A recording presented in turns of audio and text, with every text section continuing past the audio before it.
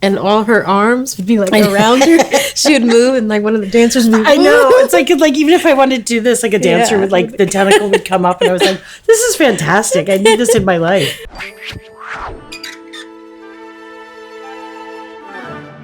Hi, I'm Halle Bailey, and I play Ariel. Hi, I'm Melissa McCarthy. I play Ursula, and we are here today answering burning questions from BuzzFeed Australia. I think that's what I was supposed to say.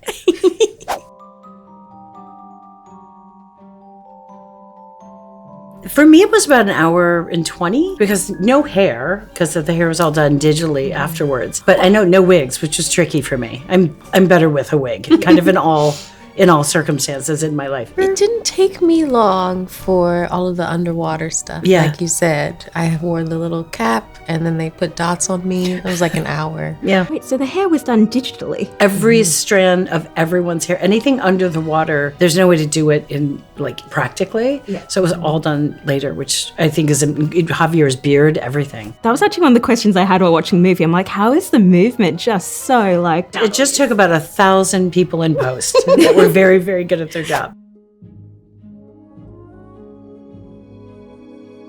It would either be nothing at all, or a tennis ball, or a very, very small version of the crab, Sebastian. Like sometimes it'd only be like his eyeballs or a flounder. Sometimes it would just be like a little toy his little nose. Yeah. And they would hold them in place and then be like, okay, and take them away. Each tentacle was like a 10-foot tentacle that a dancer puppeted. So I had them on, and as I made our moves, because there was a whole rigging system for even the littlest motion, there was like a whole team that moved with you. So it was really like learning choreography with like 15 other people, sometimes just to move 5 feet. It was like an insane system that really worked beautifully. But when we first started, I think I was like, you were already so good at it because I came later, but I was like, we were never on the ground. Yeah. And all her arms would be like around her.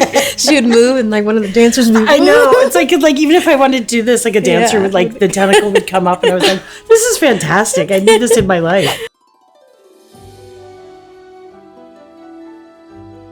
When it first hit me was when I found out I was going to be screen testing for the role of Ariel. Basically, when you do these auditions, it's like levels. You get through levels. The first audition, you get a callback. If you get a callback, you're like, okay, that's cool. They called me back. And then you go, if you get another callback, it's like, uh-oh, okay. And then it's like, okay, the final level is the screen test. So it's like, uh-oh, something must be going on.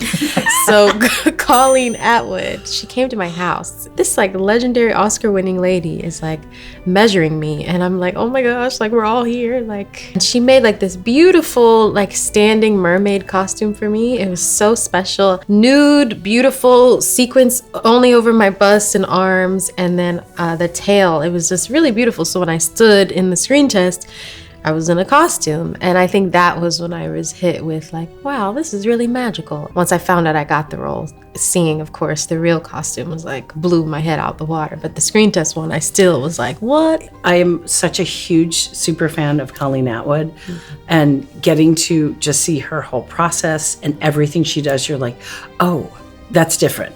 That's different. It's better. It's more historically accurate, or like, I mean, and I'm such a nerd for costumes and she would walk in and she'd be like, why are you here? And I'm like, I'm just watching the embroiderers do what they do. And she's like, what? And I would just kind of always be in her. I think she thinks I'm probably insane, but it was such a magical thing. And it really is like everything she does just is exquisite. Yeah, a mixture. I mean, you dealt with every situation. If you were underwater, there was no water. So, like, ironically, if you're underwater, there's 0 water involved. Yeah. But if you kind of crest the water on top, then you were in your way. You had to do. She did it all. And was that kind of comes with the physical experience as well beforehand, doing all like the mermaid movements and everything? Was that part of the experience? Yeah, I mean, I went through a lot of training, like stunt training, just so we would know how to be in the harness and on wires when we shot all of the blue screen work, as well as diving lessons. I got to really feel what it was like to be under the water and swim like a mermaid. I worked with synchronized swimmers to give me like the graceful mermaid swim, which was so cool. It was lovely to to be able to be in the water though when I could. But yeah, like Melissa said, the blue screen was a lot of our time. A lot of it. Yeah.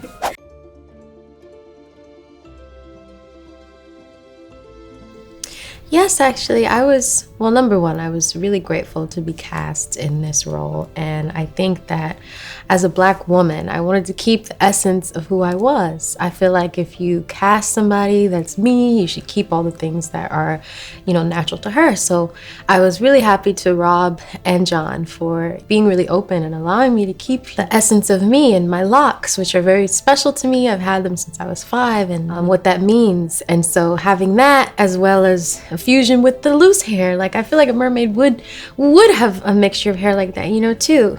So I was just grateful, like pieces like that I was able to keep with Halle, and they were really open with me in that way.